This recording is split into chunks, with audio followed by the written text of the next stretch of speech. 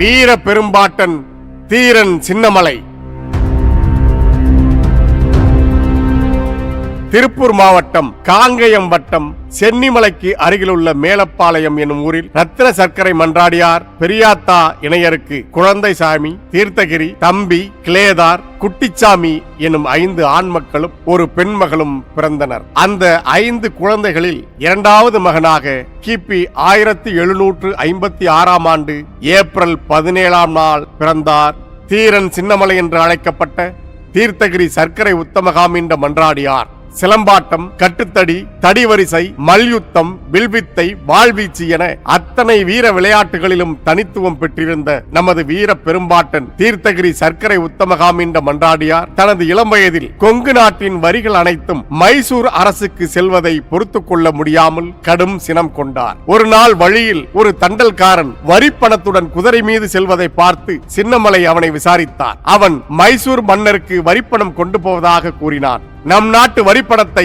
மைசூர் மன்னருக்கு எதற்காக கொடுக்க வேண்டும் என்று கேட்க, அதற்கு நம் கொங்கு நாட்டை மைசூர் அரசர் தான் ஆளுகிறார், அதற்காக நாம் அவருக்கு வரி கொடுக்க வேண்டும் என்று சொன்னான் தண்டல்காரன். சினத்துடன் சீறிய சின்னமலை, நம் நாட்டை மைசூர் அரசர் ஏன் ஆள வேண்டும்? நமக்கென்ன ஆளவா தெரியாது? இந்நாட்டை ஆள்வதற்கு இங்கு என்ன ஆளா இல்லை? வரி பணத்தை கொடு என்று வாங்கிக் கொள்ள, ஐயா, சங்ககிரியில் காத்திருக்கும் திவானுக்கு நான் என்ன சொல்வது?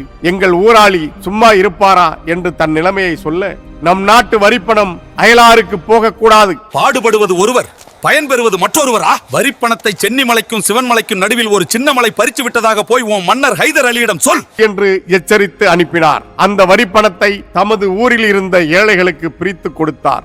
அன்றிலிருந்து அனைவராலும் தீரன் சின்னமலை என்று அழைக்கப்பட்டார் நமது வீர பெரும்பாட்டன். கங்கை என்பார் நின் குலத்தை, கமலை என்பார் ஆனூரை, கவின்சேர் நல்ல மங்கை என்பார் நினது தெய்வம், மாதேவர் செயங்கொண்டார் வானர்க்கு ஈகை நின் கையென்பார், போர்க்களத்துக்கு ஒரு விசையன் நின்னை என்பார் நிலத்தில், கீர்த்தி தங்கம் என்பார் ரத்தினத்தின் தீர்த்தகிரி என்ற சொல்லும் தகுங்கண்டாயே. சென்னிமலைக்கும் சிவன்மலைக்கும் இடை தீரமிகு சின்னமலை என்று மேனாம்பு பேசிய தீர்த்தகிரி எனும் பாடல் நமது பாட்டனின் பெருமையை பாடுகிறது. தீரன் சின்னமலையிடமிருந்து தப்பிய தண்டல்காரன் சங்ககிரியில் தங்கியிருந்த மைசூர் அரசின் திவானிடம் நடந்ததை சொல்ல 100 குதிரைப்படை வீரர்களை அனுப்பி தீரன் சின்னமலையை பிடித்து வர ஆணையிட்டார் திவான். அப்படை வரும் செய்தி அறிந்த சிறிது நேரத்தில் சின்னமலை தனது நண்பர்களான பொல்லான் என்கிற வேலப்பன் மற்றும் கருப்பு சேர்வையுடன் சேர்ந்து மக்கள் படையோடு புயலென சுழன்றார். தீரனை பிடிக்க வந்த படை சிதறி ஓடியது. கருப்பு சேர்வை, பொல்லான், திப்புவின் படையில் இருந்த குணால நாடார் ஆகியோர் இறுதி வரை தீரன் சின்னமலைக்கு நண்பர்களாகவும் படை தளபதிகளாகவும் தோளோடு தோளாக நின்றார்கள் என்பது வரலாறு. சின்னமலையின் படை தளபதியான கருப்ப சேர்வை பிரெஞ்சு தேசத்தின் மாவீரன் நெப்போலியனிடம் தூது சென்றவர்களில் ஒருவர். கட்டுத்தறிக்காரர் முன்னடக்க உடன் கருப்ப சேர்வையும் பின்னடக்க, வட்ட பொட்டுக்கார சின்னமலை அதோ வார சௌரியம் பாருங்கடி, பூனை குளம் என வெள்ளை படையோட பூரித்து வீர புலி போல சேனைக்கு அதிபதி சின்னமலை வரும் தீரத்தை வந்து மே பாருங்கடி, கச்சை கட்டும் தடிக்காரர்களே வெள்ளைக்காரர்களை எங்கு கண்டாலும் காலை ஒடித்து துரத்துங்கள் என்றுமே கட்டளையிட்டானாம் சின்னமலை என்று பாட்டனின் புகழ் பாடுகிறது சின்னமலை கும்மி பாட்டு. கொங்கு நாட்டை அயலார் கையிலிருந்து மீட்க வேண்டும். ஒரு நாட்டை அந்நாட்டுக்கு சொந்தக்காரன் இல்லாத அயலான் ஒருவன் ஆள்வதை அனுமதிக்க கூடாது. நம் நாட்டை நாமே ஆள வேண்டும். அயலார் ஆட்சியில் சொந்த நாட்டு மக்களுக்கு எந்த நன்மையும் ஒருபோதும் ஏற்படாது, தீமைகள் தான் உண்டாகும். அதைவிட தாய் நிலத்துக்கு தொடர்பில்லாத அயலான் ஒருவன் தங்கள் தாய் நாட்டை ஆட்சி செய்வதை பொறுத்துக் கொள்வதை போன்ற மானக்கேடு அந்நாட்டு மக்களுக்கு வேறு ஏதுமில்லை. இமயம் முதல் குமரி வரை தமிழ் மொழி கொண்டு ஆட்சி செய்த மூவேந்தர்களின் தமிழ்நாடு தமிழ் தெரியாத அயல் மொழியாளர் ஆட்சிக்கு உட்பட்டு அல்லல் படுவதா? பல ஆண்டுகளாக தமிழ்நாடு ஆந்திரத்து நாயக்கர் ஆட்சியில் அயல் மொழியாளர் மேற்பார்வையில் இருந்து வந்ததாலேயே தமிழ் மொழி தன் பெருமையை இழந்துவிட்டது. இனியும் அயல் நாட்டவரின் ஆட்சிக்கு உட்பட்டால் நம் தாய்மொழி என்னாகும்? வேற்றுமொழி பேசுவோருக்கு தம் தாய்மொழி அல்லாத மக்களிடம் எப்படி அன்பு உண்டாகும்? நம் தாய் நாட்டை அயலார் ஆள அந்த ஆட்சியின் கீழ் அடிமை வாழ்வு வாழ்வது நம் நாட்டு மக்களின் வீரத்துக்கு அழகா? தமிழர்கள் என்ன வீரமில்லாத வெற்று உடம்பினரா? தமிழர் வீரம் இறந்தொழிந்தா போய்விட்டது? இல்லை, உயிரோடு தான் இருக்கிறது, ஆனால் உறங்கி கிடக்கிறது. அந்த உணர்வை தட்டி எழுப்ப வேண்டும். அதை ஏன் நாம் செய்யக்கூடாது என்று நமது வீர பெரும்பாட்டன் தீரன் சின்னமலை தீவிரமாக சிந்தித்தார். அதே சமயம் ஆங்கிலேயர்களை எதிர்த்து போரிட தனக்கு இணையான வீரர்களை தேடிக்கொண்டிருந்த திப்பு சுல்தான் தனது தந்தையான ஹைதர் அலி வரி வசூலிக்கு அனுப்பி வைத்த வீரர்களை விரட்டியடித்த தீரன் சின்னமலையை பற்றி அறிந்தார். சின்னமலையே தனக்கு தகுந்த வீரர் என எண்ணி ஓரணியில் திரள்வதற்காக அழைப்போலை அனுப்பினார். வெள்ளையர் எதிர்ப்பு மனநிலை கொண்டிருந்த தீரன் சின்னமலையும் அதற்கு உடனடியாக இசைவு தந்தார். வெள்ளையர் பகை விரட்ட விடுதலை வேட்கை கொண்ட ஆயிரம் வீரர்களை சாதி சமயம் பாராது திரட்டினார் தீரன் சின்னமலை. விடுதலை உணர்வுடன் திரண்டவர்களுக்கு கடுமையான போர்ப்பயிற்சிகள் அளித்தார். இந்த கொங்கு படை திப்பு சுல்தானின் படையில் அணிவகுக்க மைசூருக்கு சென்றது. அங்குதான் குணாளன் நாடாரின் நட்பு தீரன் சின்னமலைக்கு கிடைத்தது. சுதந்திரம், சமத்துவம், சகோதரத்துவம் எனும் கொள்கையும் பிரிட்டிஷ் காலனி ஆதிக்கத்தை எதிர்த்து நின்ற பிரெஞ்சு படையும் திப்பு சுல்தானின் படையில் இருந்தன. தீரன் சின்னமலையின் கொங்கு படை அவர்களிடமிருந்து நுட்பமான போர் பயிற்சிகள் பலவும் கற்றது. திப்புவின் நெருங்கிய நண்பரானார் தீரன் சின்னமலை. திப்பு சுல்தானுக்கும் ஆங்கிலேயருக்கும் இடையே 4ஆம் கட்ட மைசூர் போர் கிபி 1799 ஆண்டு தொடங்கியது. வெள்ளையர் படை 40,000 வீரர்களுடன் மோத தன் உற்ற நண்பன் திப்புவிற்காக களமிறங்கினார் தீரன் சின்னமலை.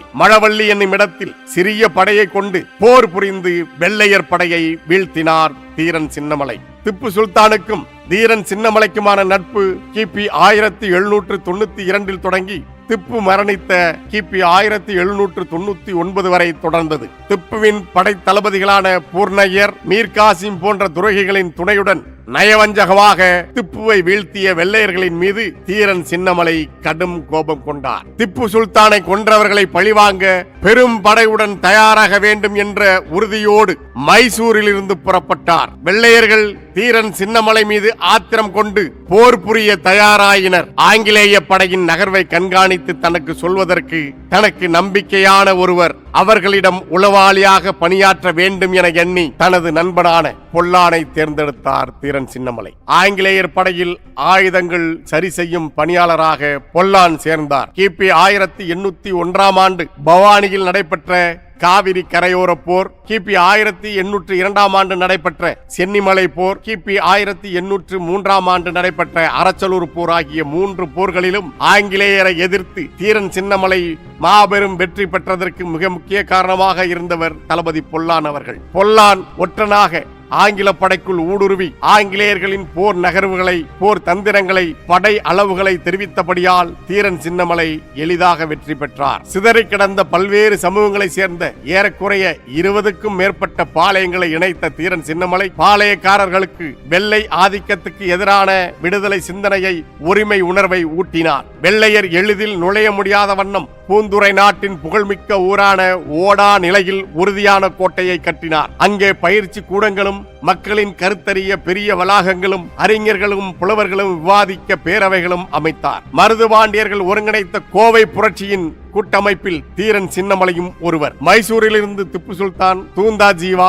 சேது சீமையிலிருந்து முத்துராமலிங்க சேதுபதி, கொங்கு பகுதியிலிருந்து தீரன் சின்னமலை, விருப்பாச்சி கோபால நாயக்கர், கேரளாவின் மலபார் பகுதியிலிருந்து பழசி அரசர் என தென் தமிழ்நாட்டின் அனைத்து தளங்களிலும் இருந்து மருது சகோதரர்கள் உருவாக்கிய அந்த கூட்டமைப்பு வெள்ளையர்களை எதிர்க்க சாதி, மதம், இனம் கடந்து ஒன்று கூடியது. ஆங்கிலேயர் வசமிருந்த கோவை கோட்டையை கைப்பற்ற திரண்ட இந்த கூட்டமைப்பின் முயற்சி துரோகிகளாலும் படைகளுக்கு இடையே தொடர்பு கொள்வதில் ஏற்பட்ட பிழைகளினாலும் தோல்வியை தழுவியது. இப்புரட்சியில் புத்தே முகமது காசிம் உள்ளிட்ட 36 இஸ்லாமிய வீரர்கள் தங்கள் இன்னுயிரை ஈந்தனர். கோவை புரட்சி தோற்றாலும் தீரனின் புரட்சி ஓயவில்லை. இடையறாத போர்களுக்கு நடுவே பல கோயில்களுக்கு திருப்பணிகளும் செய்தார் தீரன் சின்னமலை அவர்கள். தீரன் சின்னமலையின் கோயில் கொடை பற்றிய கல்வெட்டுகள் சிவன்மலை, பட்டாளி, கவண்டம்பாளையம் ஆகிய ஊர்களில் உள்ளன. நமது பாட்டன் தீரன் சமூக ஒற்றுமையை முதன்மை நோக்கமாக கருதியதால் அவரது படையில் கவுண்டர், தேவர், வன்னியர், வேட்டுவர், நாயக்கர், நாடார், ஒடுக்கப்பட்டோர் மற்றும் இஸ்லாமியர் உள்பட பல சமூகத்தினரும் பங்கேற்றிருந்தனர். கருப்ப சேர்வை,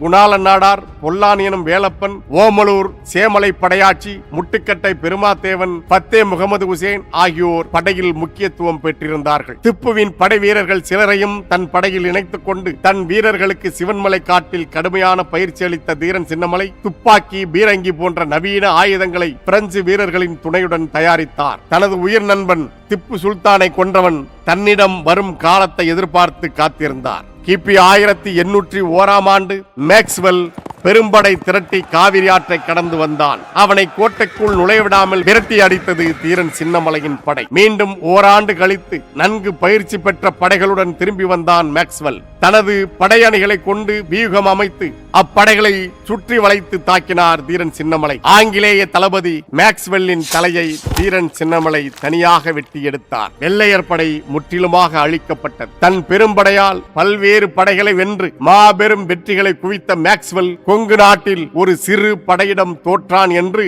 ஆங்கிலேயர்களே தங்கள் குறிப்பில் எழுதி வைக்கின்ற அளவுக்கு வீரத்துக்கு இலக்கணமானார் நம் வீர பெரும்பாட்டன் தீரன் சின்னமலை. அதன் பிறகு 2 ஆண்டுகளுக்கு வெள்ளையர்கள் தீரன் சின்னமலையின் பக்கமே வர அஞ்சினார்கள். பிறகு திப்பு சுல்தானை துரோகிகளை கொண்டு நயவஞ்சகமாக கொன்ற ஆங்கிலேய தளபதி கர்னல் ஹாரிஸ் தலைமையில் 3000 வீரர்களை கொண்ட ஆங்கிலேய படை சங்ககிரியிலிருந்து புறப்பட்டது. வழி நெடுக எதிர்த்து நின்ற தமிழ்நாட்டு வீரர்களை கடந்து முன்னேறியது அப்படை. தம்பட்டம்பாறை என்னும் இடத்தில் தீரன் சின்னமலை தனது துப்பாக்கியால் ஹாரிஸின் குதிரையின் மீது சுட்டார். அதை பின்பற்றி ஓடி வந்த 300 குதிரைப்படை வீரர்களும் திரும்பி ஓடினார்கள். காயத்துடன் ஈரோடு வரை ஓடிய அந்த குதிரை அங்கே சுருண்டு விழுந்தது. சின்னமலை வெடி குண்டுக்கு தப்பி ஓடும் சீமைப்படையின் குதிரையெல்லாம் ஒன்னின் பின் ஒன்னாக குள்ளநரி போல ஓடும் ஒய்யாரத்தை பாருங்கடி என்று சின்னமலை கும்மி இந்த நிகழ்வை பதிவு செய்துள்ளது. தனக்கு ஏற்பட்ட அவமானகரமான தோல்வி ஹாரிஸை கூனி குறுக செய்தது. சின்னமலையின் படைகள் சூழத் தொடங்க புறமுதுகிட்டு ஓடினான் ஹாரிஸ். தனது நண்பன் திப்புவின் கொலைக்கு காரணமானவன் பயந்து பதறி ஓடுவதை பார்த்து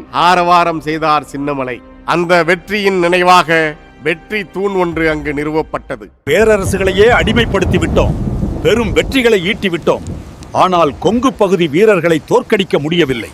ஆத்திரம் கொண்டார்கள் ஆங்கிலேயர்கள். அதனால் 36 பீரங்கிகள் அடங்கிய மிகப்பெரிய படையுடன் சங்ககிரி கள்ளிக்கோட்டையிலிருந்து இருமுனை தாக்குதல் நடத்தலாம் என புறப்பட்டது ஆங்கிலேய படை. இதை அறிந்த பொல்லான், பெரும் படை வருகிறது, எதிர்த்து நிற்கும் நேரம் இதுவல்ல, ஆயுதங்கள் திரட்டி பிறகு போரிடலாம், கோட்டையை விட்டு சென்று மறைந்து கொள்ளுங்கள் ஒற்றன் மூலமாக சின்னமலைக்கு தெரிவித்தார். சின்னமலையின் ஓடாநிலை கோட்டையை தகர்க்க கள்ளிக்கோட்டையிலிருந்து மிக பெரும் அளவில் பீரங்கி படை வந்து சேர்ந்தது. பொல்லான் என்கிற வேலப்பனின் அறிவுரைப்படி தீரன் சின்னமலை ஓடாநிலை கோட்டையிலிருந்து தப்பித்து பழனிமலை தொடரில் உள்ள கருமலைக்கு சென்றார். பெரும் படையுடன் திரண்டு வந்த வெள்ளையர் படை ஓடாநிலை கோட்டை அமைதியாக இருப்பதை கண்டு திகைத்து போயினர். பொல்லானின் ஒற்று வேலையை கண்டறிந்து அவருக்கு தூக்கு தண்டனை கொடுத்தனர். தாய்நாட்டின் விடுதலை பணியை நிறைவுடன் செய்ததாக மகிழ்ச்சியுடன் மாண்டார் பொல்லான். அவருக்கு உதவியாக இருந்த அனைவரும் சிறையில் அடைக்கப்பட்டனர். வீரத்தை சூழ்ச்சியால் வீழ்த்துவதுதானே கோழைகளின் வழக்கம். அதே வழியில் சின்னமலையை சிக்க வைக்க திட்டமிட்ட ஆங்கிலேய அரசு அவரது சமையல்காரர் மூலம் வலை விரித்தது. வெள்ளையர்கள் பெரும்படையை கொண்டிருந்தாலும் அவற்றையெல்லாம் விட பெரிய ஆயுதமாக அவர்கள் இங்கிருந்த துரோகிகளையே கருதினார்கள். தீரன் சின்னமலையின் சமையல்காரனாக இருந்த நல்லப்பனே பணத்திற்கு ஆசைப்பட்டு சின்னமலையை காட்டிக் கொடுத்தான். எப்பொழுதும் துப்பாக்கியுடன் இருக்கும் சின்னமலையிடம் சாதுரியமாக பேசி துப்பாக்கியை வாங்கிக் கொண்டான் நல்லப்பன். அதுவரை அங்கே ஒளிந்திருந்த வெள்ளையர்கள் துப்பாக்கி நல்லப்பன் கைக்கு சென்ற உடனே பாய்ந்து வந்து தீரன் சின்னமலையையும் கருப்பு சேர்வையையும் தீரனின் தம்பிகள் இருவரையும் வளைத்து பிடித்துக் கொண்டனர். எதிரியை விட துரோகியை உடனடியாக அழிக்க வேண்டும், அதுவே முதன்மையானது என திமிரி எதிரிகளை உதறி தள்ளியபடியே துரோகியான நல்லப்பனை அங்கேயே சாய்த்து மிதித்தே கொன்றார் தீரன் சின்னமலை. வெள்ளைக்காரன் பணம் சின்ன பணம், அது வேடிக்கை செய்யுதாம் வெள்ளி பணம், வெள்ளி பணத்துக்கு இங்கு ஆசைப்பட்டே அதில் வீசம் போச்சுதடி வீராயி என்று முத்து வீராயி என்பவரின் கும்மிப்பாட்டு இந்த அவலத்தை பதிவு செய்துள்ளது. வெள்ளையர்கள் சின்னமலையை கைது செய்து சங்ககிரி கோட்டைக்கு இழுத்துச் சென்றார்கள். கட்டுக்கடங்காத காளைகள் போல கட்டிப்பிடித்தே கவலையுடன் வெட்டி செயங்கொண்ட சின்னமலை தன்னை வெள்ளைக்காரன் கொண்டு போவதை பார் என்று கொங்கு நாட்டு மக்கள் கண்ணீருடன் திகைத்து நின்றார்கள். கிள்ளையழ பூவையழ கிளர் மாடத்து உள்ளுரையும் பூனையழ இளம் பிள்ளையழ கல்லவிலும் பூங்காவில் கலங்கி நின்று மரங்களழ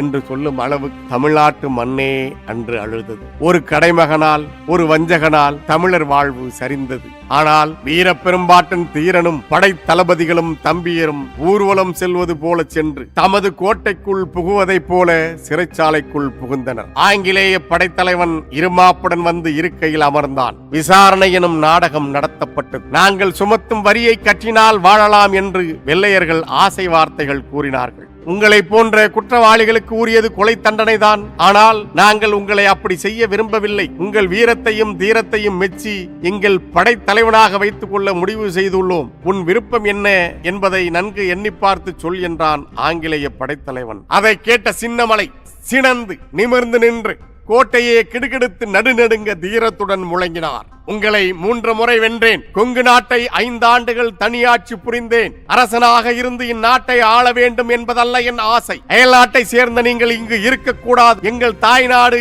அண்டி பிழைக்க வந்த உங்களுக்கு அடிமையாக அடங்கி ஒடுங்கி கிடக்க கூடாது. என் தாய் நாட்டு மக்கள் உங்களிடம் தலை குனிந்து நிற்க கூடாது. நீங்கள் எங்களை ஆள்வோராகவும் நாங்கள் உங்களால் ஆளப்படுவோராகவும் இருக்கக்கூடாது. அடிமை வாழ்வை தமிழ்நாடு என்றுமே கண்டதில்லை. தமிழர்கள் தன்மதிப்பு உடையவர்கள். அவர்கள் மானமிழந்து மதிப்பிழந்து மாற்றாருக்கு அடங்கி வாழக்கூடாது. அயல் மொழியாளராகிய உங்களிடம் எம் தமிழ் மக்கள் தேனினும் இனிய செந்தமிழால் பேச முடியாமல் தயங்கி நிற்கக்கூடாது. உலகத்தின் முதன்மொழி, உலக மொழிகளுக்கெல்லாம் தாய்மொழி, உலகுக்கு எண்களும் எழுத்தும் கொடுத்த மொழி, இனிய எளிய இயல்பான எங்கள் தாய்மொழியாம் தமிழ் மொழி பிழைக்க வந்த உங்கள் மொழிக்கு அடிமையாக கூடாது. உங்கள் தாய்மொழி அரியணையில் அமர இவ்வளவென அறிய முடியாத காலமாய் அரசு வீட்டிலிருந்த எங்கள் தாய்மொழி அடிமை போல நின்று குற்றேவல் செய்யக்கூடாது. வீரத் தமிழன் அண்டி பிழைக்க வந்த அயல் நாட்டவருக்கு அடிமையானான் என்னும் பழிமொழி உண்டாக கூடாது என்பதுதான் என் ஆசை. அதற்காகத்தான் உங்களோடு போர் புரிந்தேன். நீங்கள் இங்கு எங்களை சுரண்டி பிழைக்க வந்தீர்கள். நாங்கள் உங்களை அன்போடு வரவேற்றோம். வாணிகம் செய்யும் உரிமையை வழங்கினோம். எங்கள் ஆதரவை கொடுத்தோம். அந்நிலையில் நீங்கள் அமைதியாக இந்நாட்டில் என்றென்றும் இருந்து இனிது வாழலாம். ஆனால் நீங்கள் எங்கள் நாட்டையும் எங்களையும்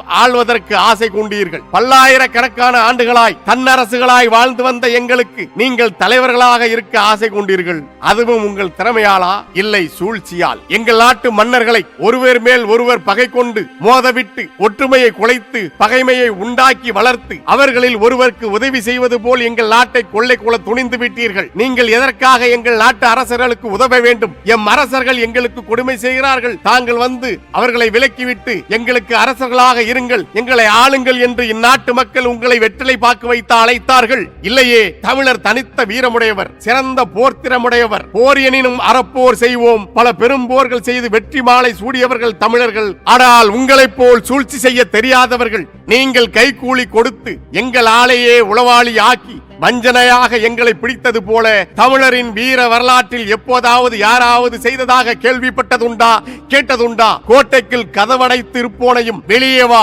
களம் வகுத்து போர் புரியலாம் என்று அறைகூவி அழைப்பதுதான் தமிழரின் போர் முறை. படைக்களம் ஏதுமின்றி, ஆயுதங்கள் ஏதுமின்றி, வெறும் கையோடு உணவு உண்ணுகிற வேளையில் திடீரென வந்து சிறைப்பிடிப்பதா போர் முறை?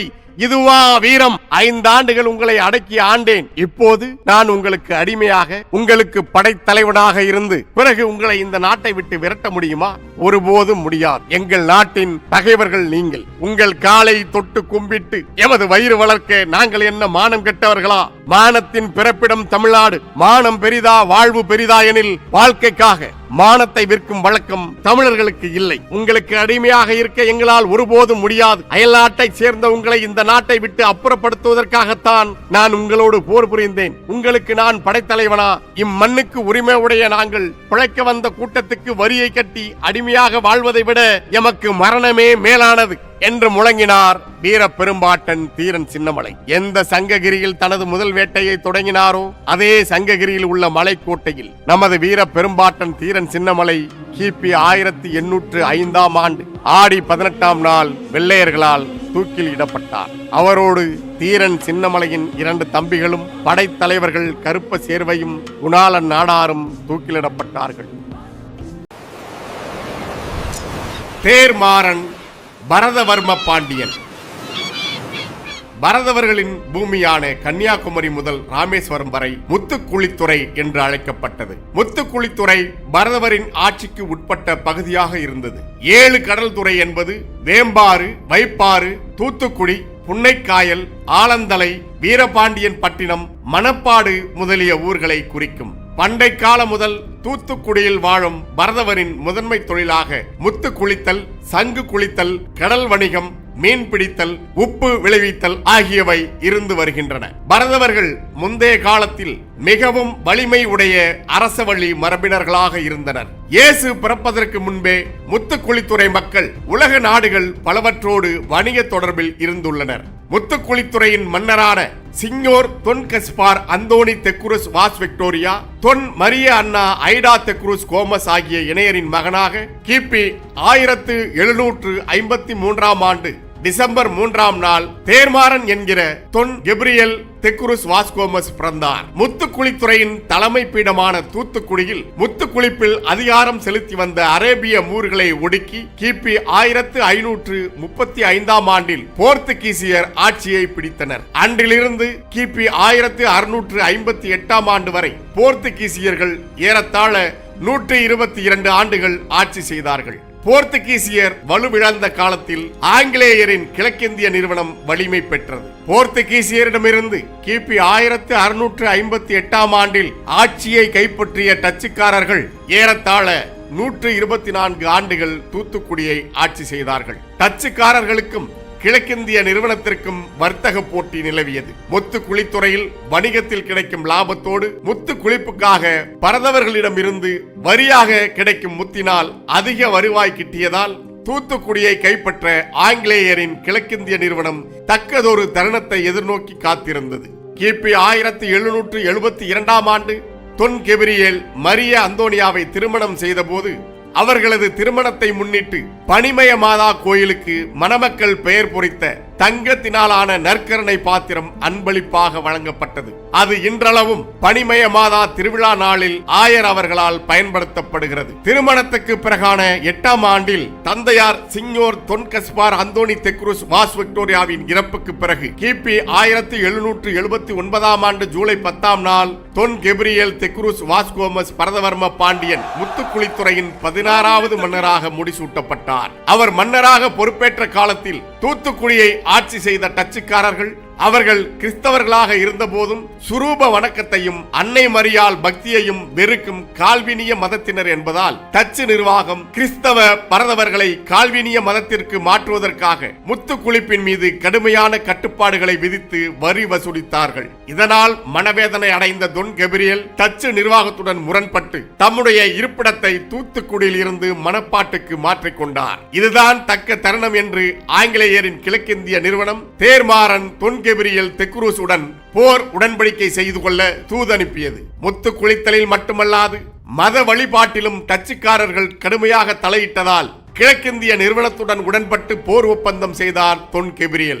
ஆங்கிலேயரின் படையுடன் தொன் கெப்ரியல் படையும் இணைந்து எதிர்த்து போரிட்டு கிபி 1782 ஆண்டில் டச்சு படையை வென்றார் தொன் கெப்ரியல்.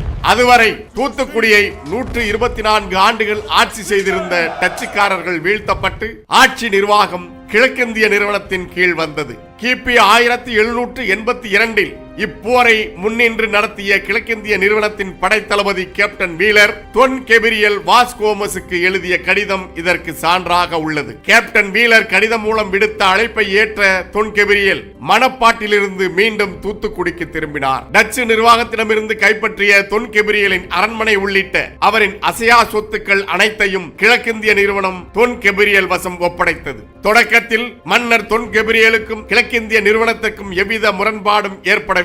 10 ஆண்டுகள் கடந்த நிலையில் பாஞ்சாலங்குறிச்சி கட்டபொம்முடன் கொண்டிருந்த நட்பினால் தொன் கெப்ரியல் அவர்கள் கிழக்கிந்திய நிறுவனத்தையும் எதிர்க்க வேண்டிய நிலை ஏற்பட்டது. கட்டபொம்மு தூக்கிலிடப்பட்ட பிறகு ஊமைத்துறையை தூத்துக்குடிக்கு அருகே உள்ள பாண்டியன் தீவில் பாதுகாத்த தொன் கெப்ரியல் அவர்கள் அதனைத் தொடர்ந்து ஊமைத்துறை மற்றும் மருது பாண்டியர்களுடன் இணைந்து ஆங்கிலேயரை எதிர்த்து போராடினார். கிபி 1801 ஆண்டு காடல்குடியில் ஊமைத்துறை, திருநெல்வேலி நாகராஜ மணியக்காரர், ராமநாதபுரம் மயிலப்பன் சேர்வை ஆகியோருடன் நடந்த ரகசிய கூட்டத்தில் தொன் கெப்ரியல் அவர்கள் புரட்சி படைக்கு ஆயுதங்களை வழங்கும் பொறுப்பினை ஏற்றுக்கொண்டு தனக்கு சொந்தமான கப்பலில் இலங்கையில் இருந்து ஆயுதங்களை கொண்டு வந்தார். மதுரை பல்கலைக்கழக வரலாற்று பேராசிரியர் திரு ராஜன் அவர்கள் தனது சவுத் இந்தியன் ரிபெலியன் என்ற நூலில் the Paravas the fisherman community led by the headman not only join the rebellion but supplied guns and gunpowder for the promotion of the freedom struggle. அதாவது பரதவ குல தலைவரால் வழிநடத்தப்பட்ட பரதவர் எனும் மீனவர் சமுதாயம்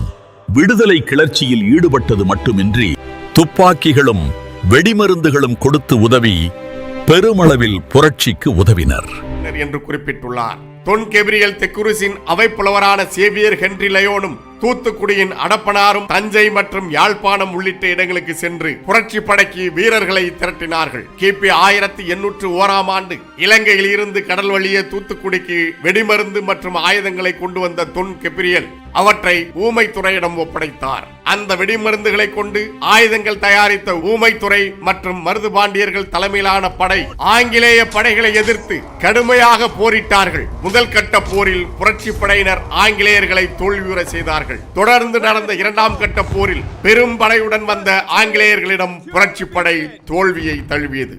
ஆங்கிலேய தளபதி ஜெனரல் காலின்ஸ் 12,000க்கும் அதிகமான போர் வீரர்களின் உடல்கள் மலை போல குவியலாக கிடந்தன என்றும் ஊமைத்துறையிடம் துப்பாக்கிகள் மற்றும் நவீன ஆயுதங்களும் இருந்தன என்றும் குறிப்பிட்டுள்ளார். மற்றொரு புறம் புரட்சி படையை வழிநடத்திய மருது சகோதரர்கள் ஆங்கிலேய படை தளபதி கர்னல் அக்னியுவை எதிர்த்து போரிட்டனர். முதற்கட்ட போரில் மருது பாண்டியர்களின் கை ஓங்கி இருந்த போதிலும் துரோகத்தால் காட்டி கொடுக்கப்பட்டதால் இறுதியில் ஆங்கிலேயர்கள் வென்றார்கள். மருது பாண்டியர்களும் ஊமைத்துறையும் 540க்கும் மேற்பட்ட சிவகங்கை படையினரும் தூக்கிலிடப்பட்டார்கள். புரட்சி படைக்கு திப்பு சுல்தானும் தொன் கெப்ரியலும் ஆயுதங்கள் கொடுத்து உதவி இருப்பதை அறிந்து கோபம் கொண்ட ஆங்கிலேயர் தொன் கெப்ரியல் உள்ளிட்ட எஞ்சியுள்ள புரட்சி படையினரை கைது செய்ய ஆணையிட்டனர். தொன் கெப்ரியல் தெக்ரூஸ் உடனடியாக தலைமறைவானார். அவரை கைது செய்ய ஆங்கிலேயர்கள் எடுத்த முயற்சிகள் பெரும் தோல்வியை தந்தன. தொன் கெப்ரியலுக்கு சொந்தமாக கப்பலும் தீவும் இருந்ததாலும் கன்னியாகுமரி முதல் ராமேஸ்வரம் வரை பறந்து விரிந்த கடலோர பகுதி அவரது கட்டுப்பாட்டுக்குள் இருந்ததாலும் ஆங்கிலேய அதிகாரிகளால் முத்துக்குளித்துறை மன்னரை இறுதி வரை கைது செய்ய முடியவில்லை. முத்துக்குளித்துறையில் முத்துக்குளிப்பு நடைபெற பரதவர்களும் அவர்களது மன்னராகிய தொன் கெப்ரியலின் ஒத்துழைப்பும் கிழக்கிந்திய நிறுவனத்திற்கு தேவை என கொழும்பில் இருந்த ஆங்கிலேய அதிகாரிகள் வலியுறுத்தியதால் முத்துக்குளிப்பின் வருவாயை முன்னிட்டு ஆங்கிலேயர்களால் உடனடியாக மன்னர் தொன் கெப்ரியலுக்கு தண்டனை வழங்க முடியவில்லை. எனினும் அதிகார பறிப்பு மற்றும் முத்துக்குளிப்பின் வருவாய் குறைப்பு உள்ளிட்ட பல நடவடிக்கைகளை உடனடியாக மேற்கொண்டனர் ஆங்கிலேயர்கள். இதனால் தொன் கெப்ரியல் அவர்கள் பல நெருக்கடிகளை சந்திக்கவும் நேர்ந்ததால் அவர் சிறிது காலம் இலங்கையிலும் மனப்பாட்டிலும் மறைந்து வாழ்ந்தார். மன்னர் தொன் கெப்ரியலுக்கு மட்டுமே உரித்தான முத்துப்படுகைகளின் ரகசியங்களை வைத்து மீண்டும் மிகவும் சிறப்பான முறையில் முத்து சிலாபங்கள் நடந்தன. வழக்கத்தை விட அதிக வருவாய் கிடைக்கப்பெற்றார் தொன் கெப்ரியல். ஆங்கிலேயருக்கு எதிரான போரில் புரட்சி படையினர் பலர் கொல்லப்பட்ட நிலையில் தாம் உயிர் பிழைத்ததும் மீண்டும் தனக்கு அதிக வருவாய் கிடைத்ததும் பனிமய மாதாவின் அருளால் நிகழ்ந்ததாக நம்பிய தொன் கெப்ரியல் அவர்கள் அதற்கு நன்றி செலுத்தும் விதமாக பனிமய மாதா சுரூபம் தூத்துக்குடிக்கு வந்தடைந்த 250ஆம் ஆண்டை முன்னிட்டு தங்கத்தேர் ஒன்றினை செய்து கொடுக்க முடிவெடுத்து தேர் செய்து தரும் பணியை தச்சுக்கலை வல்லுநரும் சித்திர வேலைப்பாடுகளில் கை தேர்ந்தவருமான நேவிஸ் பொன்சேகோ என்பவரிடம் ஒப்படைத்தார். தங்கத்தேர் செய்யும் பணிக்கு கேரளாவில் இருந்தும் இலங்கையில் இருந்தும் நூற்றுக்கணக்கானவர்கள் வரவழைக்கப்பட்டனர். கிபி 1804ஆம் ஆண்டு ஜனவரியில் தொடங்கப்பட்ட தேர் செய்யும் பணி நிறைவுற்று கிபி 1806ஆம் ஆண்டு பிப்ரவரி மாதம் 2ஆம் நாள் முத்து நகரில் முதலாக தங்கத்தேர் உலா வந்தது. பரதர் மாதா என்று அழைக்கப்பட்ட பனிமய மாதாவுக்கு பொன்னுலகில் இருந்து இறங்கியதா என வியக்கும் அளவுக்கு சித்திர தேரை செய்வித்து வடம் தொட்டு கொடுக்கும் பாக்கியத்தை பேணியதற்காகவும் 16வது குல அதிபதியான பொன் கெப்ரியல் தெக்ரூஸ் வாஸ்கோமஸ் பரதவர்ம பாண்டியனாதிபதியை மக்கள் அன்போடு தேர்மாறன் என்று அழைத்தார்கள். அவரது மூதாதையர் காலத்திலேயே கிபி 1708ஆம் ஆண்டிலேயே பனிமய மாதாவுக்கு முதலில் மரத்தினாலான அழகிய தேர் செய்யப்பட்டுள்ளது என்றாலும் கிபி 1806ஆம் ஆண்டு தேர்மாறன் எனப்பட்ட தொன் கெப்ரியல் செய்வித்த தங்கத்தேர் வரலாற்றில் சிறப்பிடம் பெற்றது. டச்சுக்காரர்கள் மற்றும் ஆங்கிலேயர்கள் உள்ளிட்ட அந்நிய காலனி ஆதிக்கங்களை எதிர்த்து இடைவிடாது போராடிய விடுதலை போராட்ட வீரர் பொன் கெப்ரியல் தெக்ரூஸ் வாஸ்கோமஸ் தனது வாழ்வின் போராட்டங்களை முடித்துக் கொண்டு கிபி 1808ஆம் ஆண்டு ஜனவரி மாதம் 21ஆம் நாள் 55வது வயதில் தனது ஆளுகைக்கு உட்பட்ட மணப்பாடு என்னும் ஊரில் இயற்கையோடு கலந்தார். பரதவர் குல அதிபதி, விடுதலை போராட்ட வீரர், தேர்மாறன் என்று மக்களால் அன்போடு அழைக்கப்பட்ட தொன் கெப்ரியல் தெக்ரூஸ் வாஸ்கோமஸ் பரதவர்ம பாண்டியன் அவர்களுக்கு நாம் தமிழர் கட்சி தனது புகழ் வணக்கத்தை செலுத்துகிறது. இனம் ஒன்றாவோம், இலக்கை வென்றாவோம்.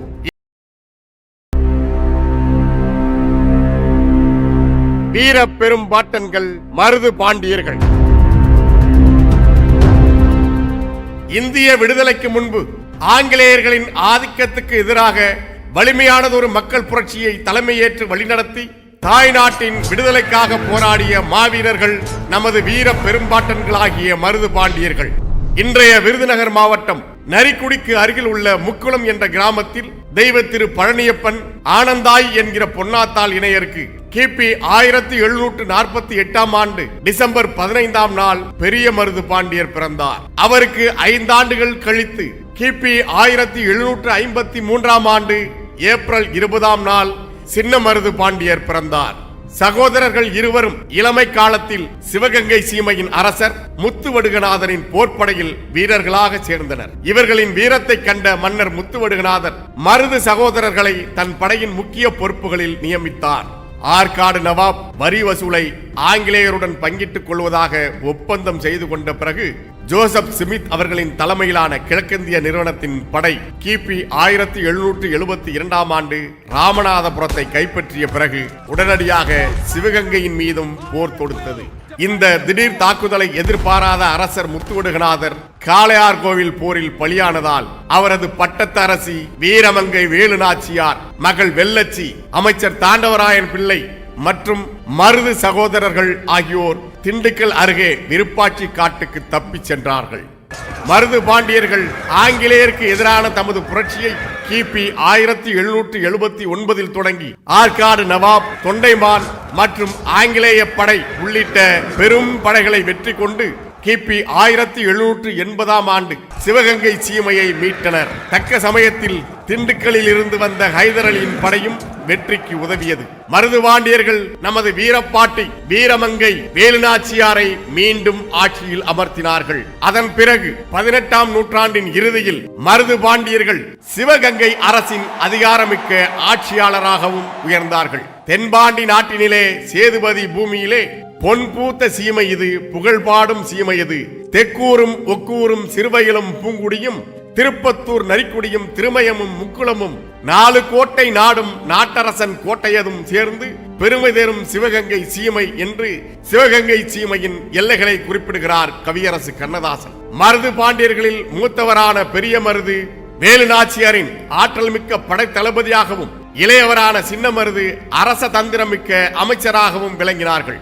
ராமநாதபுரம் கோட்டை பொறுப்பாளரான கர்னல் மார்டின்ஸ் என்ற ஆங்கிலேயர் சின்ன மருதுவின் வீர சாகசங்களில் கவரப்பட்டு அவரது நெருங்கிய நண்பராக இருந்தார். கர்னல் ஜேம்ஸ் வேல்ஸ் வளரி, வாள், வேல் ஆகிய தமிழர்களது ஆயுதங்களை திறமையாக பயன்படுத்தும் நுணுக்கங்களை சின்ன மருதுவிடம் கற்று தனது குருவாக ஏற்றுக்கொண்டதாக அவரது கைப்பட எழுதிய மிலிட்டரி ரெமினிசன்ஸ் என்கிற தனது ராணுவ நினைவலைகள் நாள் குறிப்புகளில் குறித்து வைத்துள்ளார். மருது பாண்டியர்கள் ஆங்கிலேயர்களுக்கு எதிராக ராமநாதபுரம் கூட்டமைப்பு என்ற பாளையக்காரர் ஒருங்கிணைப்பின் மையமாக இருந்தனர். அத்தகைய கூட்டமைப்புகளை ஒருங்கிணைத்து ஆங்கிலேயர்களுக்கு எதிராக ஒன்றுபட்ட செயல் முயற்சிகளை மேற்கொள்ள தீபகற்ப கூட்டமைப்பு என்ற தென்னிந்திய கூட்டமைப்பை கிபி 1799 ஆண்டில் மருது பாண்டியர்கள் வீரன் சின்னமலை, பாஞ்சாலங்குறிச்சி ஊமைத்துறை, செவத்தையா தம்பி, மீனங்குடி முத்துக்கருப்பத்தேவர், சித்திரங்குடி மயிலப்பன் சேர்வை, விருப்பாச்சி கோபால நாயக்கர்,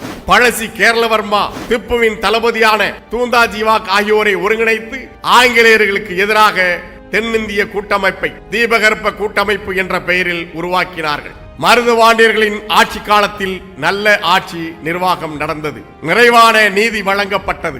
8 ஆண்டுகளாக நவாப்பின் நேரடியான குத்தகையாளர்களால் பெரிதும் பாதிக்கப்பட்டிருந்த சிவகங்கை சீமையை மீண்டும் நல்ல நிலைக்கு கொண்டுவர இடையராது பாடுபட்டார்கள் மருது பாண்டியர்கள். கிபி 1780 ஆண்டுக்கு பிறகு சிவகங்கை சீமையின் முழு பொறுப்பினையும் ஏற்ற மருது சகோதரர்கள் அரசு நிர்வாகத்தை மிக திறமையாக நடத்தினார்கள். பொறுப்பேற்ற தொடக்க ஆண்டுகளில் அவர்கள் சில போர்களை எதிர்கொள்ள வேண்டிய நிலை இருந்தது.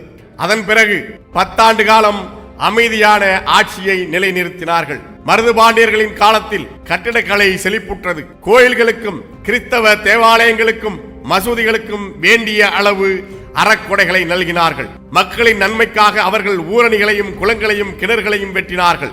மருது பாண்டியர்களின் கோயில் திருப்பணிகளில் மிகவும் குறிப்பிடத்தக்கது காளையார் கோயில் பணியாகும். காளையார் கோயிலின் பழைய கோபுரத்தின் அருகில் 151 அடி உயரத்தில் ஒரு புதிய ராஜகோபுரம் கட்டி சிறப்பித்துள்ளார்கள்.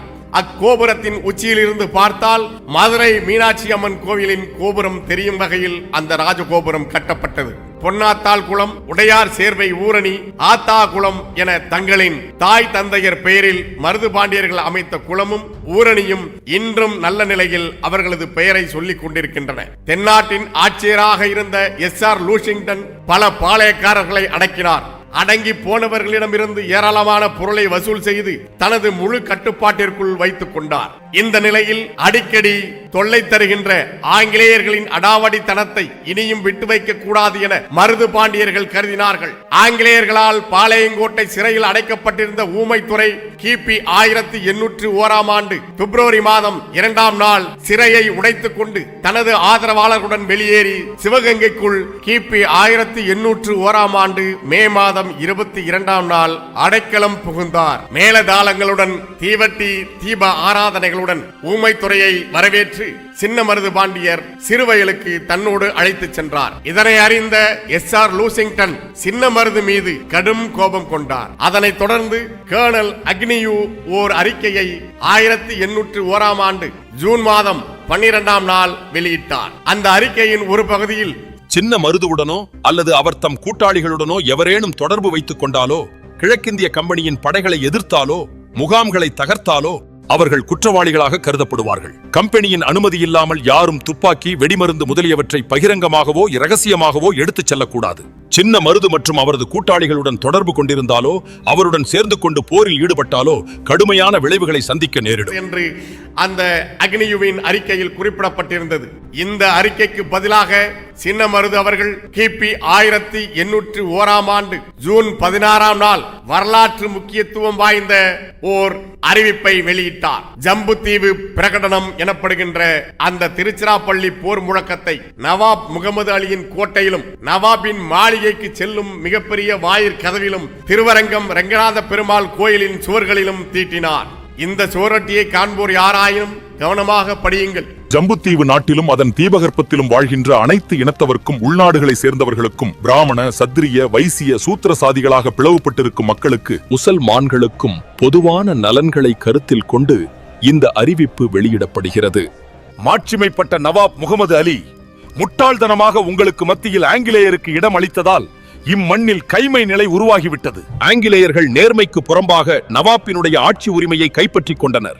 உள்நாட்டு மக்களை நாய்களாக கருதி அவ்வாறே நடத்துகின்றனர். மேலே சொல்லப்பட்டுள்ளபடி பல்வேறு அடிப்படையில் பிரிந்திருக்கக்கூடிய நீங்கள் உங்களுக்குள்ள ஒற்றுமையையும் நட்பையும் வளர்த்துக் கொள்ளாமல், ஆங்கிலேயர்கள் உங்கள் மத்தியில் ஆடுகின்ற இரட்டை நாடகத்தையும் புரிந்து கொள்ளாமல் உமக்குள் தீரா பகைமையை பெருக்கிக் கொண்டதுடன் ஆட்சியையும் ஆங்கிலேயரிடம் ஒப்படைத்து விட்டீர்கள். அத்தகைய இழிபிறவிகளுடைய கைகளில் சிக்கிக் கொண்ட பகுதிகளில் மக்களுடைய வாழ்க்கை ஏழ்மை அடைந்து உண்ணும் உணவு கூட அரிதாகி போய்விட்டது. மக்கள் பலவாறான துன்பங்களுக்கு ஆட்பட்ட போதிலும் அவற்றிலிருந்து விடுபடுவதற்கான வழிவகைகளையும் அறியாதவர்களாக இருக்கின்றனர். பல ஆயிரம் ஆண்டுகள் வாழ்ந்தாலும் கூட மனிதன் ஒரு நாள் மடியப் போவது உறுதி. ஆனால் அவர்கள் ஈட்டக்கூடிய புகழ் சந்திர சூரியன் உள்ளவரை நிலைத்திருக்கும். ஆகவே இழந்துவிட்ட மரபு உரிமைகளை மீட்டெடுக்கும் விதத்தில் திட்டங்கள் வகுக்கப்பட்டு உறுதிப்படுத்தப்பட்டுள்ளன.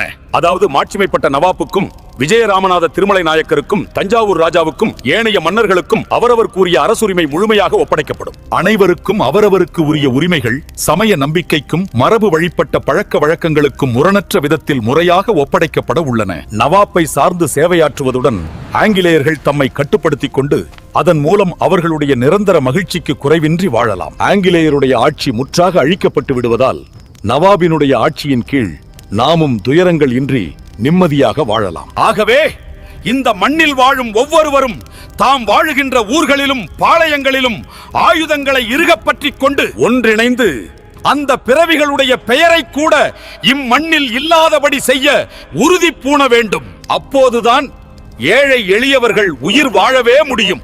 எச்சில் வாழ்க்கை வாழ்கின்ற நாய்களைப் போல அத்தகைய பிறவிகளுக்கு கீழ்ப்படிந்து உயிர் சுமந்து திரிய யாரேனும் ஆசைப்படுவார்களானால் அவர்களை கருவறுக்க வேண்டும். ஆங்கிலேயர்கள் எத்தகைய சூழ்ச்சிகளால் இங்கு உள்ளவர்களை தம் வசப்படுத்திக் கொண்டு இந்த மண்ணை அடிமைப்படுத்தி உள்ளனர் என்பதை அனைவரும் அறிவீர்கள். ஆகவே பிராமணர்கள், சத்திரியர்கள், வைசியர்கள், சூத்திரர்கள், முசல்மான்கள் என்றெல்லாம் பிளவுண்டு கிடக்கின்ற எம் மக்களே, திசை தவறி போய் அந்த இழி பிறவிகளுடைய படையில் சுபேதார்கள், ஹவில்தார்கள், நாயக்குகள், சிப்பாய்கள் என்று பட்டங்களை சுமந்து நிற்கும் வல்லவர்களே, உங்களுடைய வீரத்தையும் தீரத்தையும் இப்படி வெளிப்படுத்துங்கள். அந்த இழி பிறவிகள் யாரையேனும் எங்கேனும் கண்டால் உடனே வீழ்த்துங்கள். அவர்களது கடைசி ஆள் இருக்கும் வரை தொடருங்கள் அந்த திருப்பலியை. அந்த இழி பிறவிகளுக்கு சேவை புரியக்கூடிய எவனும் செத்தால் சொர்க்கத்திற்கு செல்லப் போவதில்லை என்பதை நான் அறிவேன். அதனை சிந்தித்து செயல்படுங்கள். இதனை கருத்தில் கொள்ளாதவர்கள் தமது தோள்களிலும் மார்புகளிலும் மாட்டிக்கொண்டு திரிகிற பட்டங்களும் பதக்கங்களும் எனது மறைவிட மயிருக்கு சமம். அவன் உண்ணும் உணவு கழிக்கப்பட்ட பொருள். அவனுடைய பெண்டும் பிள்ளைகளும் அவனுக்கு உரியவர்கள் அல்ல. அவன் கூட்டிக் கொடுத்த அந்த இழி பிறவிகளுக்கு பிறந்தவர்களாக கருதப்படுவர். ஆகையால் தமது நாளங்களில் ஆங்கிலேயருடைய இரத்தத்தால் மாசுபடாதோரெல்லாம் ஒன்றிணையுங்கள். இந்த சுவரொட்டியை படிப்பவரும் கேட்பவரும் தமது நண்பர்களுக்கும் ஏனையவருக்கும் பரப்புங்கள். இதே போன்ற சுவரொட்டுகளை தயாரித்து பரப்புரை செய்யுங்கள். அவ்வாறு இதில் கண்ட செய்திகளை பரப்புரை செய்யாதவன் கங்கை கரையிலே காராம்பசுவை கொன்ற பாவத்திற்கு ஆளாகி நரகத்தில் அத்தனை சித்திரவதைகளுக்கும் ஆட்படுவான். இந்த பணியை மேற்கொள்ளாத முசல்மான்கள் பன்றியின் இரத்தத்தை குடித்த பாவத்திற்கு ஆளாவான். இந்த சுவரொட்டியை இந்த சுவற்றிலிருந்து நீக்க முற்படுபவன் பஞ்சமா பாதகங்களை புரிந்த பாவத்திற்கு ஆளாவான். ஒவ்வொருவரும் இதனை படித்து நகலெடுத்துக் கொள்ளுங்கள். இங்ஙனம் மருது பாண்டியன் பேரரசர்களின் ஊழியன், ஐரோப்பிய இழிபிறவிகளுக்கு ஜென்ம எதிரி என்று அந்த திருச்சிராப்பள்ளி போர் முழக்கத்தை வீரத்தோடு பறைசாற்றினார் சின்னமருது. நமது வீர பெரும்பாட்டன் சின்னமருது அவர்களின் இந்த விடுதலை பேரறிவிப்பு தென்னிந்தியாவில் இந்து, முஸ்லிம் என மத வேறுபாடுகள் இல்லாமல் சாதி வேறுபாடுகளுக்கு அப்பாற்பட்டு அனைவரையும் ஒன்றிணைத்து அந்நியராகிய ஆங்கிலேயரை எதிர்த்து புரட்சி செய்ய அறைகூவல் விடுத்தது. இதுவரை கிபி 1857 ஆண்டு நடந்த சிப்பாய் கழகம்தான் இந்திய வரலாற்றில் இதுவரை முதல் விடுதலை போர் என்று சொல்லப்படுகிறது. சிப்பாய் கழகத்துக்கு 56 ஆண்டுகளுக்கு முன்பாகவே நமது பாட்டனார் சின்னமருது அவர்கள் எழுப்பிய இந்த திருச்சிராப்பள்ளி போர் முழக்கம்தான் இந்தியாவில் ஆங்கிலேயரை எதிர்த்து எழுப்பப்பட்ட முதல் விடுதலை போராட்டமாகும். ஊமைத்துறை சிவகங்கை சீமைக்குள் அடைக்கலம் புகுந்த அடுத்த 5ஆம் நாளே கிபி 1801 ஆண்டு மே மாதம் 28ஆம் நாள் மேஜர் ஷெப்பர்டு தலைமையில் ஆங்கிலேயரின் படை நாகலாபுரத்திற்கு வந்து சேர்ந்தது. அவர்களோடு மேஜர் கிரே தலைமையில் ஓர் ஆங்கிலேய படையும் நாகலாபுரம் வந்து சேர்ந்தது. கிபி 1801 ஆண்டு மே 29ஆம் நாள் மருது பாண்டியர்களின் படை ராமநாதபுரம் நாட்டுக்கு சொந்தமான கமுதி கோட்டையை மயிலப்பன் சேர்வை படைகளுடன் சேர்ந்து கைப்பற்றியது. கடும் போர் புரிந்த மருது பாண்டியர்களின் படை வீரர்கள் ஆங்கிலேய படை வீரர்களை புறமுதுகு காட்டி ஓட செய்தார்கள். வழியில் துணைக்கு வந்த படைகளையும் மருது பாண்டியர்களின் 700 விடுதலை வீரர்கள் எதிர்த்து அழித்தார்கள். மருது பாண்டியர்களின் படை வீரர்கள் முதலாக எதிரி படைகளை நோக்கி தீப்பந்தங்களையும் திப்பு சுல்தானிடமிருந்து பெற்ற சிறிய அளவிலான ராக்கெட்டுகளையும் பயன்படுத்தினார்கள். கிபி 1801 ஆண்டு ஜூலை 28ஆம் நாள் ஆங்கிலேயர்களின் தலைமையில் திரண்ட 7000 படை வீரர்கள் ஒக்கூரை கைப்பற்றினார்கள். அந்த ஊரை தீக்கிரையாக்கினார்கள். கிபி 1801 ஆண்டு ஜூலை 30ஆம் நாள் பல நூறு வீரர்களை பலி கொடுத்து கடும் பீரங்கி தாக்குதலை நடத்தி சின்னமருதுவின் தலைநகரான திருவகையை கைப்பற்றிய படைக்கு கர்னல் அக்னியு தலைமையேற்று முன்னே சென்று கொண்டிருந்தார். கிபி 1801 ஜூலை 31ஆம் நாள் காளையார் கோயிலை நோக்கி ஆங்கிலேயர்களின் படை முன்னேறியது. காளையார் கோயில் காட்டை கடந்து சிவகங்கை சீமையை கைப்பற்றுவது என்ற முடிவுடன் ஆங்கிலேயர்கள் போரிட்டனர். கிபி 1801 ஆண்டு ஆகஸ்ட் 1ஆம் நாள் மேஜர் ஷெப்பர்டு தலைமையிலான ஆங்கிலேய படை காளையார் கோயில் அருகே ஒரு கிராமத்தை கைப்பற்றியது. கிபி 1801 ஆண்டு ஆகஸ்ட் 2ஆம் நாள் மேஜர் ஜேம்ஸ் கிரகாமின் தலைமையில் 150 ஐரோப்பியர்கள் மலேய துப்பாக்கி வீரர்கள் உதவியோடு தாக்கினார்கள். ஆகஸ்ட் 4ஆம் நாள் காட்டுக்குள் இருந்த மருது பாண்டியரின் சிறிய அரண் ஆங்கிலேயர்களால் நொறுக்கப்பட்டது. ஆகஸ்ட் 6ஆம் நாள் கடும் போர். ஆகஸ்ட் 7ஆம் நாள் காடு முழுக்க மனித உடல்கள் தெரித்து சிதறி கிடந்தன. விடுதலை வீரர்கள் கடுமையாக ஆங்கிலேய படைகளை தாக்கினார்கள். இருந்தாலும் மேஜர் மாலியோல் தலைமையிலும் லெப்டினன்ட் கர்னல் டால்ரிம்பின் தலைமையிலும் ஆங்கில படைகள் முன்னேறின.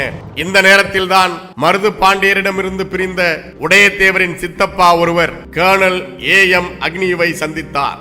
மருது பாண்டியரை காட்டிக் கொடுப்பதற்கும் அவர்களின் திட்டங்களையும் செயல்பாடுகளையும் அந்த பகுதிகளின் அமைப்புகளையும் மிக முக்கியமான தாக்குதல் தொடர்பான திட்டங்களையும் கர்னல் AM அக்னியுடன் எடுத்து கூறினார். இந்த துரோகம்தான் ஆங்கிலேயரின் வெற்றிக்கு அடித்தளமாக அமைந்தது. கேர்னல் அக்னியூ உடையதேவர் என்ற கௌரி வல்லப தேவரை புதிய அரசராக சிவகங்கை சீமைக்கு அறிவித்தார். இதுவரை சிவகங்கை சீமையை சேர்ந்த விடுதலை படைகளிடம் இருந்த ஒற்றுமை உணர்வு பிரித்தாளும் சூழ்ச்சியால் குலைந்து போனது. துரோகி உடையதேவரும் மருது பாண்டியர்களின் பலத்தை பெருமளவுக்கு குறைத்தார். கிபி 1801 ஆண்டு ஆகஸ்ட் 17 நாள் ஆங்கிலேயர்களின் கோர பசிக்கு பிரான்மழையும் வீழ்ந்தது. இறுதியாக காளையார் கோயில் மேஜர் ஷெப்பர்டின் தலைமையில் பலமாக தாக்கப்பட்டது. மருது பாண்டியர்களின் மேல் மாறாத பற்றுடன் இருந்த வீரர்கள் தீவிரமாக எதிர்த்து போராடினார்கள். மருது பாண்டியர்கள் நடத்திய போரை கண்டு ஆங்கிலேய தளபதிகளே வியந்து போனார்கள். கிபி 1801 ஆண்டு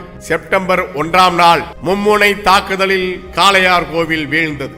ஆனால் மருது பாண்டியர்கள் எதிரிகளின் கையில் சிக்கவில்லை. காடுகளில் மறைந்து வாழ்ந்த மருது பாண்டியர்களை ஆங்கிலேயர்களின் படையும் உள்நாட்டு கூலிப்படையும் சேர்ந்து தேடின. மருது பாண்டியர்களை கண்டுபிடித்து கொடுத்தால் ஏராளமான பொற்காசுகளும் அரசாங்கத்தில் உயர்ந்த பதவிகளும் வழங்கப்படும் என ஆங்கிலேயர்கள் அறிவித்தார்கள். மருது பாண்டியர்கள் மறைந்திருக்கும் காளையார் கோவில் காட்டினை அழிப்பவருக்கு அங்கு அளிக்கப்படும் நிலம் 20 ஆண்டுகளுக்கு இலவசமாக குத்தகையாக வழங்கப்படும் என்றும் ஆங்கிலேயர்கள் தெரிவித்தார்கள். அந்த காட்டில் மாவீரர்கள் மருது பாண்டியர்கள் மறைந்திருக்கிறார்கள் என்கிற செய்தி ஓர் ஒற்றன் மூலமாக ஆங்கிலேய படைக்கு தெரிய வந்ததும் ஆங்கிலேய படைகள் காட்டை நோக்கி விரைந்தன.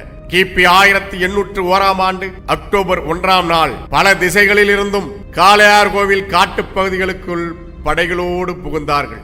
மருது பாண்டியர்கள் சிங்கமுனரின் அடர்ந்த காட்டுப்பகுதிக்கு பின்வாங்கி சென்றனர். ஆங்கிலேயர்களின் பெரும்படைக்கும் எஞ்சியிருந்த மருது பாண்டியர்களின் படைக்கும் வாழ்வா சாவா என்ற போர் நடந்தது. தொடையில் குண்டடிப்பட்ட நிலையில் பெரிய மருதுவை கேர்னல் அக்னியூ கைது செய்தார். சிங்கம்புணரியில் ஒக்கூர் காட்டில் பதுங்கியிருந்த போது சின்ன மருதுவிடம் முன்பு வேலைக்காரனாக இருந்த கரடி கருத்தானால் சுடப்பட்டு படுகாயமுற்ற நிலையில் ஆங்கிலேயரிடம் பிடிபட்டார் சின்ன மருது. இதற்காக கருத்தானுக்கு ஆங்கிலேயர்கள் வெகுமதி அளித்தார்கள். பெரிய மருதுவின் மகன் கருத்த தம்பி, முள்ளிக்குட்டி தம்பி, சின்ன மருதுவின் மகன் செவத்த தம்பி, மீனங்குடி முத்துக்கருப்பத்தேவர் உள்ளிட்டவர்களோடு சிவகங்கை படையின் புரட்சிகளில் நேரடியாக தொடர்புடைய 540க்கும் மேற்பட்ட அனைத்து போராளிகளையும் தூக்கிலிடுமாறு ஆங்கிலேய கொலைகார அரசு உத்தரவிட்டது. கிபி 1801 ஆண்டு அக்டோபர் 24 நாள் மருது பாண்டியர்களாகிய நமது வீர பெரும்பாட்டனார்கள் சின்ன மருது பெரிய மருது ஆகிய இருவரையும் திருப்பத்தூர் கோட்டையின் முச்சந்தியில் கேர்னல் அக்னியூ தலைமையிலான கொலைகார படை தூக்கிலிட்டது.